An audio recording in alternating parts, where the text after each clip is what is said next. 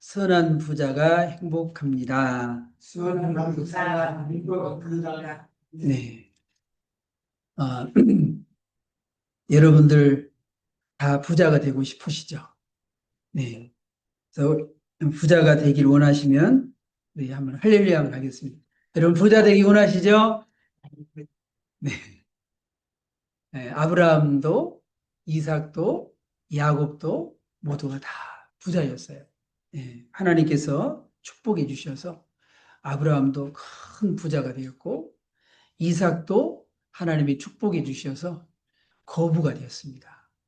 한 해는 농사를 지었는데 이 이삭이 원래 아브라함, 이삭, 야곱 이 가정은 다 목축업을 하는 그런 가업을 이렇게 잇고 있어요. 그런데 농사를 지었는데도 하나님이 비전문 직업이죠. 그런데도 하나님이 축복하시니까 하나님께서 이 이삭이 100배의 그런 축복을 받아서 거부가 된 줄로 믿습니다. 하나님께서 요백에도 큰 축복을 주셨어요. 예, 이 사단이 욥을 시기해서 하나님 앞에 이렇게 여러 가지 그런 모함을 하기도 하고 말이죠. 욥이 재산이 많으니까 하나님 경외하지 욥의 재산 하나도 다 없애 보십시오. 아마 욥이 하나님 아마 욕하고 그리고 아마 그렇게 할걸요? 그래 한번 네가 시험해봐라. 그래서 이 사단이 욥의 모든 재산 다 없애버리고 심지어 자식까지 다 없애버리고 그렇게 했지만은 욥은 끝까지 믿음을 지키고 인내해서 우리가 다음 주에 이렇게 보겠지만은 이 욥의 결말을 보라는 거예요. 욥이 인내하고 욥의 결말을 보라래. 욥의 결말이 뭘까요? 바로 이렇습니다. 하나님께서 욥의 말년에 욥에게 처음보다도 하나님이 더 축복해 주셔서 처음보다도 2배의 축복을 받았어요. 그러니까 우리가 시험을 잘 이기고 인내하고 그렇게 하면 하나님이 처음 주셨던 축복보다도 하나님이 2배로 3배로 하나님이 더 축복해 주실 줄 믿습니다. 그래서 우리가 인내가 중요한 거예요. 우리 다음 주에 보겠지만은 얼마나 인내가 중요한지 몰라요. 그래서 우리가 참 힘든 것이 뭐냐면 기다리는 거거든요. 기다리는 거. 그걸 잘 못하거든요. 그런데 이 욥의 결말을 보시면 이렇게 하나님이 욥을 큰 축복을 하셨어요. 이렇게 아브라함도 이삭도 야곱도 욥도 이렇게 많은 축복을 받은 다 거부들인데 오늘 이 본문의 말씀 보면 부자들이 들으면은요 좀 마음이 섬뜩한 그런 말씀이 이렇게 있어요. 그래도 부자 되기 원하십니까? 아멘. 오늘 본문에 보면 그랬어요. 들으라 부한 자들아. 제가 처음에 제목을 그렇게 부한 자들에 대한 부한 자들 향한 경고 이렇게 처음에 제목을 붙였다가 또 들으라 부한 자들아 이렇게 붙였다가 우리가 이 부한 자들에 대한 경고가 이렇게 무서워서 이 얘기만 하면 안 될 것 같아가지고 제목을 조금 선한 부자가 행복하다고 그렇게 제목을 좀 바꿨어요. 왜 그런지 끝까지 들어보시기를 바랍니다. 자, 우리 같이 한번 읽어볼까요? 들으라 부한 자들아 너에게 이 말 고생으로 말미암아 울고 통곡하라. 우리 교회는요 여기 만약에 국회의원이나 100평짜리 아파트에 살고 계신 분이 계시면 나보고 하는 소리인가 그럴 것 같은데 우리 우리 교회에는 그런 분이 없어요. 여러분 100평 아파트에 사신 분 없죠? 네. 그래서 우리는 별로 염려할 것이 없이 저는 오늘 마음 놓고 여러분에게 말씀을 들으려고 합니다. 그래서 오늘 말씀 보면 그러잖아요. 들으라 부한 자들아 너에게 일할 이 말 고생으로 말미암아 울고 통곡하라. 그래서 너무 저도 이렇게 이 말씀이 너무 그 부한 자들이 들으면은 좀 그러겠다 싶어가지고 제목을 좀 바꿨는데요. 자, 그래서 악한 부자와 선한 부자를 이렇게 생각해 봤습니다. 자, 악한 부자는 어떤 사람인가? 계속 재물을 쌓아놓는다. 재물을 쌓아놓기에 바쁘다. 그런 얘기입니다. 너희의 재물은 썩었고 너희의 옷은 좀먹었으며 너희 금과 은은 녹이 슬었으니. 여러분, 옛날에는, 지금은 이제 돈이 재산이 많은 사람들이 빌딩도 사고 그리고 이렇게 금괴도 사고 그러잖아요. 근데 옛날에 부자는 어떤 부자일까요? 창고를 크게 짓고 그 창고에다가 곡식을 가득 쌓아놓죠. 그래서 지가 다 이렇게 와서 그냥 손님이 오셔가지고 지 손님이 오셔가지고 그렇게 하고. 그래서 그러니까 너희 재물은 뭐예요? 재물이 옛날에는 뭐였어요? 곡식이잖아요. 곡식.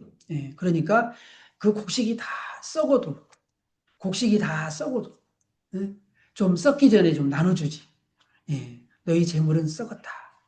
너희 옷이 얼마나 많은지, 그 옷이 썩었다는, 옷이 다 좀먹었다는 거예요. 그리고 너희 금과 은은 녹이 슬었다. 그랬어요.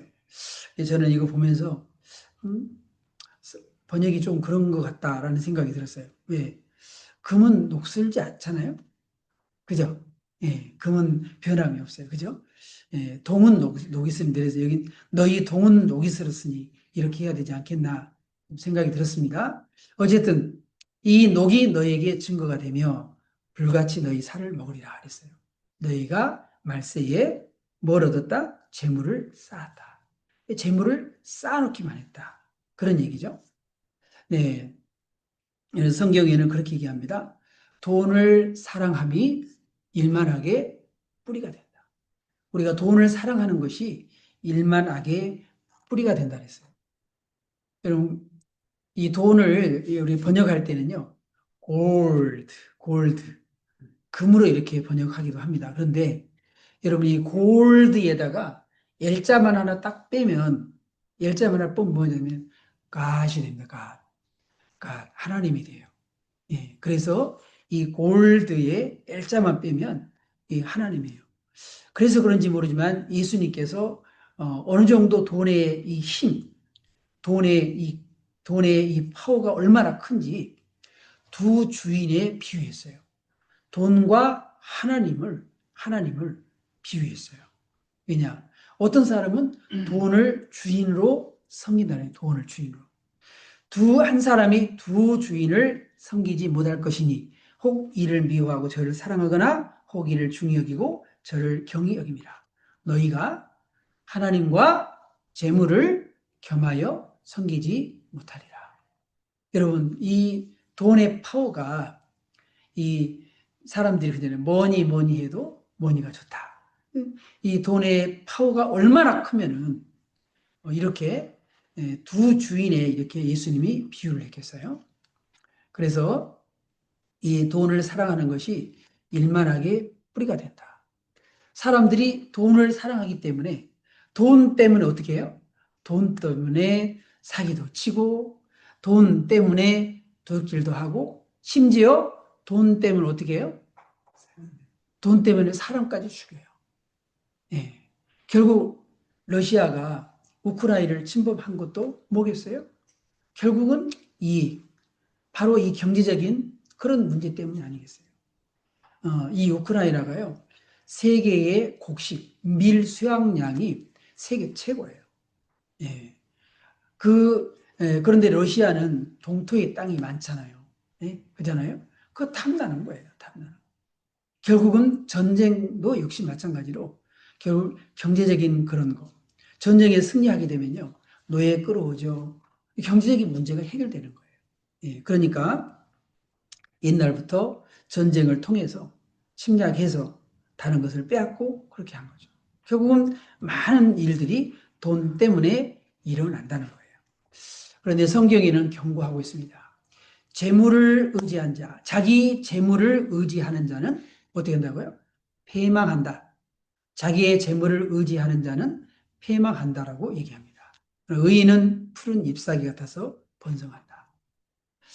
저는 1923년에 시카고의 한 호텔에서 세계적인 재벌 8명이 모였어요. 이 사람들은 전부 다 세계 최고입니다. 세계 최고의 강철회사, 세계 최고의 전기회사, 가스회사, 밀회사, 증권회사, 그리고 전매회사, 또 국제은행장, 내무장관, 세계 최고의 부자였어요. 이런 사람이 8명이 모였는데 25년 뒤에 이 사람들이 어떻게 됐을까?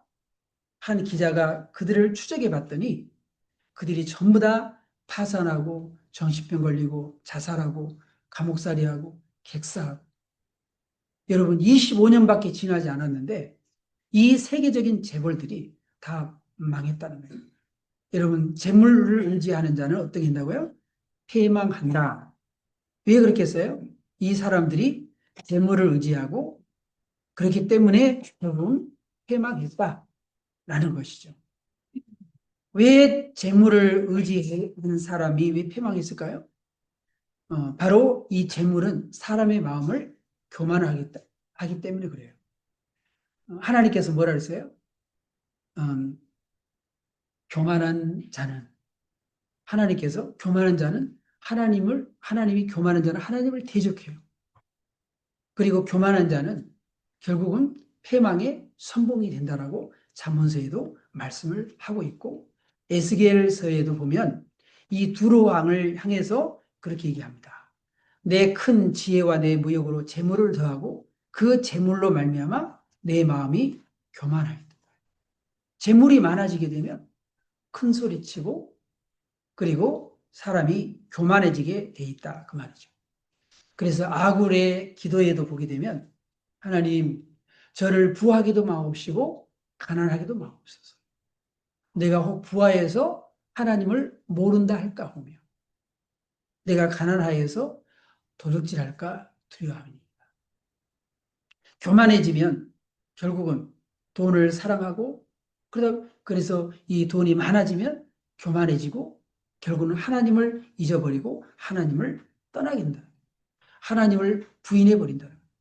여러분 우리나라가 어려웠을 때 얼마나 하나님을 찾았어요. 우리가 힘들고 어려울 때 하나님을 찾았어요. 그런데 우리가 부유해지니까 이제는 하나님을 버려요. 전도하기가 너무 힘들어졌어요. 아이들도 마찬가지로 힘들어졌어요. 이런 분위기가 지금 되었습니다. 그러나 우리는 전도는 멈출 수가 없는 것이죠. 또 악한 부자는 어떻습니까? 수단과 방법을 가리지 않고 재물을 모은다는 거죠. 보라 너희 밭에서 추수한 품꾼에게 주지 아니한 싹시 소리 지르며 그 추수한 자의 우는 소리가 만군의 주의 귀에 들렸느니라. 여러분 정당하게 이웃꾼들에게 싹스를 지불하면서 그런 좋은 기업가, 그런 사람이 되면 얼마나 좋겠어요. 우리나라가 잘 살게 되니까 옛날에 미국에 수많은 사람들이 미국에 이민을 가고 그렇게 했듯이 우리나라가 잘 살게 되면서 베트남 사람, 필리핀 사람, 저 몽골 사람, 중국 사람, 러시아 사람 많은 사람들이 우리나라 와서 파키스탄 사람 다 일꾼이 이렇게 일하고 있어요. 그런데 악덕 기업자를 잘못 만나게 되면요. 그들의 그 수고의 대가를 지불하지 않아요. 왜냐? 불법 체류자가 많거든요. 그러니까 그런 것을 이용해서 그런 경우가 많아요. 예. 여러분, 악한 자는 어떻습니까? 남의 것을 탐내해서 차지하는데, 바로 이 미가서에도 그렇게 얘기를 해요. 그들이 밭들을 왜, 미가서 2장에는 뭐냐면, 왜 망했냐 이거죠. 왜 하나님이 예루살렘을 하나님이 심판을 했냐. 예. 하나님이 왜 북이스라엘 망하게 했냐. 그들이 밭들을 탐하여 빼앗고 집들을 탐하여 차지했다 그랬어요. 차지했다. 여러분 심지어 왕까지도 왕이 백성을 보호하고 왕이 백성을 지켜야 되는데 아합은 나봇의 포도원이 탐나서 그 나봇을 죽이고 그리고서는 이 나봇의 포도원을 차지를 했어요. 이런 일이 벌어졌기 때문에 그렇기 때문에 하나님이 심판을 받을 수밖에 없었다는 거예요. 여러분, 돈은 어떻게 벌어야 됩니까? 돈은 올바로 벌어야 돼요. 큰 부자가 못 되더라도 돈은 올바로 벌어야 한다는 거죠. 레이기에도 그렇게 얘기합니다. 율법으로 너는 내 이웃을 억압하지 말며 착취하지 말며 품꾼의 싹을 아침까지 밤새도록 내게 두지 말고 품삯을 미루지 말라는 거예요. 예. 그때그때 억압하지 말고 착취하지 말고 싹을 지불하라는 거예요. 신명기 24장에서도 그 품삯을 당일에 주고 해진 후까지 미루지 말라는 거예요. 왜? 그들이 그 품삯을 바라보고 열심히 일을 했는데, 그 열심히 일을 했는데, 예. 그가 가난함으로 그 품삯을 간절히 바라미라 그가 너를 여호와께 호소하지 않게 하라. 하나님이 심판하신다. 그리고 돈은 올바로 사용해야 됩니다. 돈을 쉽게 벌게 되면 어떻게 합니까? 돈은 쉽게 벌면 사치하고 낭비하고 방종하고 그러죠. 예. 너희가 땅에서 사치하고 방종하여 살육의 날에 너희 마음을 살찌게 하였도다. 돈은 이렇게 올바로 벌어야 되고 올바로 사용해야지만 되는 거거든요. 그런데 쉽게 버는 돈은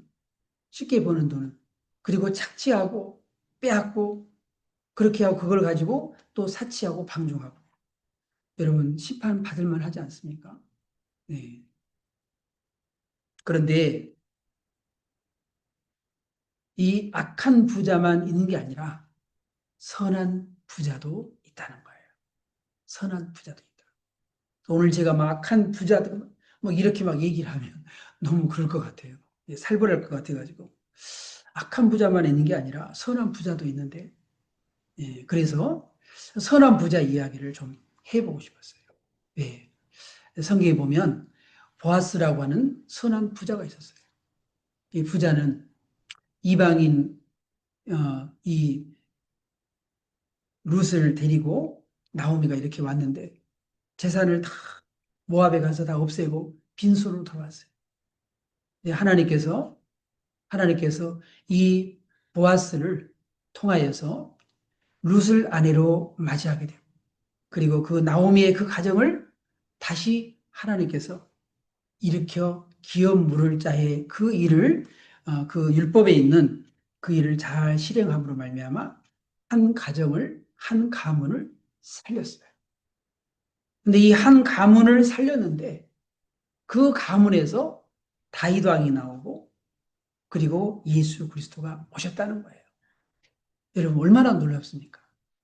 한 가문을 살렸는데 그 가문에서 이렇게 놀라운 그런 일이 일어났어요. 여기는 왕의 가문이 됐습니다. 이렇게 하나님은 선한 부자는 더불어 행복해합니다. 이 보아스가 종들을 축복하고 종들도 보아스를 축복하고 이런 분위기, 이런 기업이 돼야 되지 않겠냐는 거죠. 네. 자, 삭개오는 예수님을 만나고 난 다음에 선한 부자가 됐어요. 삭개오라 이름하는 자가 세리장이요 또한 부자라. 세리장이는 그 당시에 사람들에게 손가락질을 당하는 그런 악한 부자였어요. 네. 왜? 세금을 착취해서 자기 민족에게 세금을 착취해서 로마에 바쳤거든. 그러니까 세리만 보면 아주 유대인들은 지긋지긋했죠. 그런데 더군다나 이 사람은 세리장이에요. 세리장. 그 세리장을 해서 부자가 됐어요. 자기 민족의 동족의 돈을 착취해서 부자가 됐어요. 그런 삶을 살았기 때문에 이 삭개오는 애톨백이었습니다. 아무도 이 삭개오와 친구가 되려고 하지 않았어요. 근데 어느 날 예수님이 이 삭개오를 찾아왔고 삭개오의 친구가 되어줬습니다. 그리고 이 삭개오는 마음의 문을 열고 예수님을 자기 집에 영접했습니다. 그리고 삭개오는 그 예수님에게 이렇게 말씀을 합니다. 삭개오 가서 주께 여짜오되 주여 보시옵소서 내 소유의 절반을 가난한 자들에게 주겠사오며 만일 누구의 것을 속여 빼앗은 일이 있으면 내 갑절이나 갚겠나이다.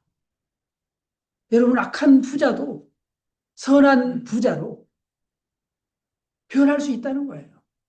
변할 수 있다는 거예요. 네. 여러분, 선한 부자 아리마대 요셉은 어떻게 했습니까? 저물었을 때에 아리마대 부자 요셉이라는 사람이 있으니 이 부자도 요셉도 부자였어요. 그런데 예수님의 그 시신을 아무도 수습하려고 하지 않았는데 이 아리마대 요셉이 빌라도를 찾아가서 예수님의 시신을 달라. 그렇게 해가지고 한 번도 사용하지 않은 자기가 만약에 죽게 되면 거기에 들어가려고 했던 그 무덤에 예수님의 시신을 안치했다는 거예요. 아리마대 요셉은 선한 그런 부자였습니다. 그리고 이 이사야서 53장 9절의 말씀을 이룬 성취시킨 주인공이 바로 아리마대 요셉입니다. 선한 부자는 재물이 아닌 하늘에 소망을 두게 됩니다. 내가 이 시대의 부한 자들을 명하여 마음을 높이지 말고 정함이 없는 재물에 소망을 두지 말고 오직 우리에게 모든 것을 후히 주사 누리게 하시는 하나님께 두며 그랬습니다. 그리고 너희를 위하여 하늘에 쌓아둔 소망으로 너희가 살아라 라고 이야기를 하고 있는 것이죠. 여러분, 선한 부자는 나눠주기를 좋아한다는 거예요. 그래서 선을 행하고 선한 사업을 많이 하고 나눠주기를 좋아하며 너그러운 자가 되라. 너그러운 자가 되라. 그랬어요. 자, 여기 그림에 보게 되면 갈릴리 바다에서 요단강으로 쭉 내려와서 밑에가 사해 바다가 있어요. 그런데 이 바다가 분위기가 전혀 달라요. 위에 있는 갈릴리 바다는요, 물고기가 넘쳐나요. 그래서 이 갈릴리 주변에 쭉 이렇게 집을 짓고 고기잡이를 해요. 예수님의 제자였던 베드로, 요한, 야고보, 안드레, 이 네 사람도 어부였어요. 바로 갈릴리 바다에서 물고기를 잡아서 먹고 사는 그런 어부였어요. 그래서 이 갈릴리 바다는 물고기가 넘쳐나요. 그런데 요단강을 쭉 내려서 사해바다로 오게 되면 그 사해바다는 물고기가 한 마리도 없어요. 왜 한 마리도 없을까요? 이 사해바다는요, 지구상에서 가장 낮은 바다예요. 마이너스 400이에요. 그러다 보니까 이 육지보다도 더 낮은 바다예요. 그래서 마지막 이 갈릴리 바다 거기도 거의 한 마이너스 한 200 정도 이렇게 되는데 이 사해 바다는 더 낮아요. 그러니까 이 물을 요단강 상류에서 받아가지고 저 헐몬산에서 내려오는 물을 받아서 갈릴리 바다로 걸쳐서 요단강으로 오는데 사해 바다는 더 이상 흘려보내질 않아요. 더 이상 흘려보낼 곳이 없어요. 그러니까 이 갈릴리 바다는 이렇게 물을 흘려보내기 때문에 갈릴리 바다는 물고기로 넘쳐난다는 거예요. 이스라엘이라는 이 나라, 이 자체, 이 땅, 이 바다, 두 바다를